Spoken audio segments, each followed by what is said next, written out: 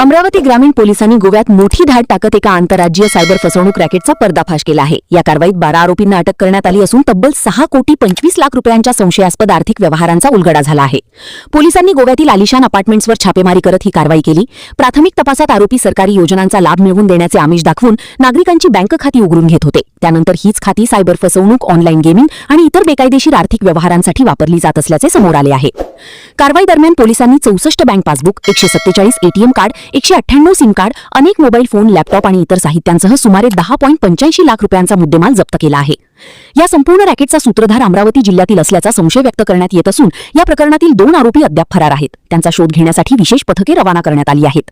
Cyber फसवणुकीचे हे जाळे राज्याच्या सीमांपलीकडे आणि आंतरराष्ट्रीय स्तरावर पसरले असल्याची शक्यता तपास यंत्रणा व्यक्त करत आहे।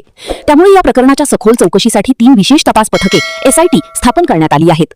या धक्कादायक प्रकरणामुळे सायबर गुन्हेगारीचे वाढते जाळे पुन्हा एकदा समोर आले असून नागरिकांनी अनोळखी व्यक्तींच्या आमिषांना बळी न पडण्याचे आवाहन पोलिसांनी केले आहे।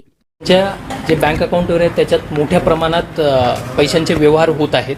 आपण तात्काळ त्याची दखल घेत प्राथमिक चौकशीमध्ये असं निष्पन्न झालं की हे बँक अकाउंट्स खूप मोठ्या ट्रान्झॅक्शनसाठी वापरण्यात येत आहेत आणि बेसिकली सायबर फ्रॉड याच्यासाठी वापरण्यात येत आहेत।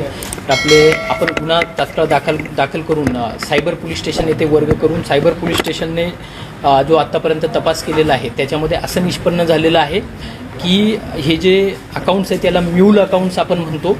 याचा वापर हा ऑनलाईन गेमिंगचे पैसे असतील किंवा सायबर फ्रॉडचे जे पैसे असतील ते स्वीकारण्यासाठी होतो आणि पुढे इतर अकाउंटवर पाठवण्यासाठी होतो। म्हणजे बेसिकली क्रिमिनल ॲक्टिव्हिटीजसाठी याचा वापर होत आहे।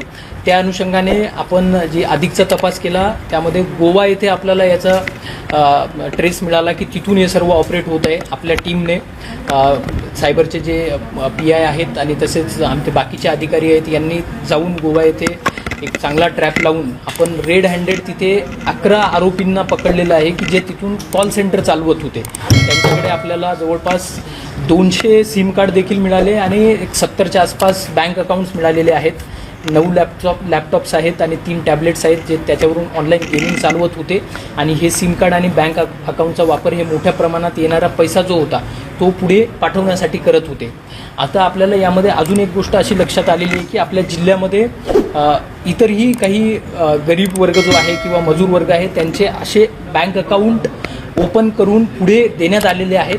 तर त्या अनुषंगाने मी आज सर्व अमरावती ग्रामीण जिल्ह्यातील नागरिकांना एक आव्हान करत आहे की आपल्यासोबत जर असं काही झालेलं असेल, आपले बँक अकाउंट सिम कार्ड जर कोणी घेतलेले असतील आणि आपल्याला काही पैशाचा लोभ देऊन काही रेंट दिलेला असेल तर तात्काळ आपण पुढे यायचं आहे। आम्ही सायबरचा हेल्पलाईन नंबर देखील त्याच्यामध्ये जारी केलेला आहे। आपण जे ॲक्च्युअल आरोपी आहेत साधारणतः किती करोड रुपयाचा यातून व्यवहार झालेला आहे आणि आरोपींची सिस्टम असू शकतात का, काय शंका? याच्यामध्ये अजून आरोपी नक्कीच निष्पन्न होतील। 3 आरोपी फरार आहेत आणि ते 3 फरार आहेत त्यांच्याकडून आपल्याला अधिकची माहिती मिळेल कारण ते इथलं पूर्ण नेटवर्क चालवण्याचं काम करत होते आणि यामध्ये आत्तापर्यंतचे आपण जे 34 बँक अकाउंटची ॲनालिसिस केलेली आहे जवळपास 6.25 करोड रुपयाचे याच्यामध्ये ट्रान्झॅक्शन झालेले दिसून येत आहेत। आपल्याकडे इतरही जवळपास अजून 35 बँक अकाउंट आहेत त्याची ॲनालिसिस चालू आहे आणि याची व्याप्ती अजून वाढण्याची शक्यता आहे।